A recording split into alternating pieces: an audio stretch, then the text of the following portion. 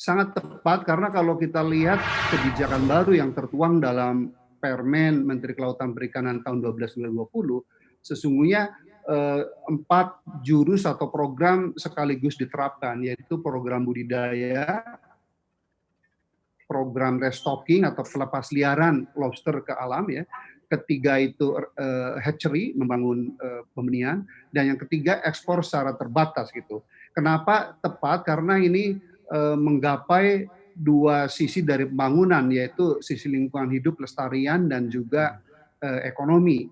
Seperti saya katakan tadi bahwa menurut data ilmiah dari Badan Riset dan Sumber Daya Manusia Kementerian Kelautan Perikanan, jumlah populasi benih lobster di perairan Indonesia itu, Mas Denny, sekitar 2,5 miliar gitu ya. Itu terdiri dari 6 spesies. Nah, karena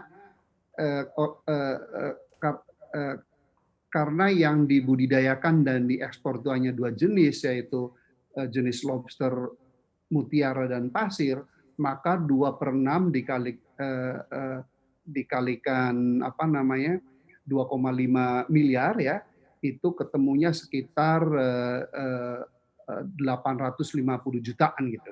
Dan menurut kaidah kelestarian bahwa kita boleh menangkap kalau untuk ikan sekitar 80% ya, kalau untuk benih lobster itu sekitar 50%. Jadi singkat cerita sekitar 470 juta benih lobster itu boleh ditangkap ya secara lestari itu.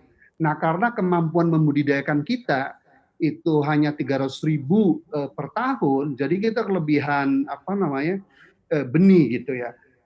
Itulah kenapa keran ekspor dibolehkan, karena kalau itu dilarang terjadi seperti 5 tahun yang lalu penyelundupan, illegal market dan seterusnya yang setiap tahun negara rugi triliunan rupiah gitu ya. Karena memang harga benih di Vietnam dengan di Indonesia itu 10 kali lipat gitu ya. Dan 2 tahun yang lalu saya ke Vietnam meneliti kenapa harga beli benih di Vietnam itu lebih tinggi, karena memang di sana itu membudidayakan lobster dari benih sampai ukuran konsumsi, tingkat kelulusan hidupnya bisa mencapai 80%. Kalau di kita baru 20-30%. Untuk mengejar kemampuan teknologi itu, menurut asesmen saya, sekitar 3 tahun, Pak. Nah, jadi kalau kita buka keran ekspor dengan tetap dibarengi menggenjot budidaya, kemudian pembenihan, insya Allah 3 tahun kita bisa stop ekspor benih, tetapi dalam waktu 3 tahun ini kita insya Allah bisa mendapatkan devisa sekitar 1,1 miliar dolar atau seperempatnya dari devisa perikanan seluruhnya. Kemudian untuk ekonomi nelayan sekitar 3,65 triliun itu yang akan beredar di daerah-daerah. Kemudian untuk pembudidayaan itu sekitar 250 miliar setiap tahun itu akan berkembang. Jadi menolong masyarakat kecil, karena itu happy masyarakat kecil, dan ekonomi bisa kita gapai lebih tinggi pada saat yang sama, kelestarian lobster kita jamin.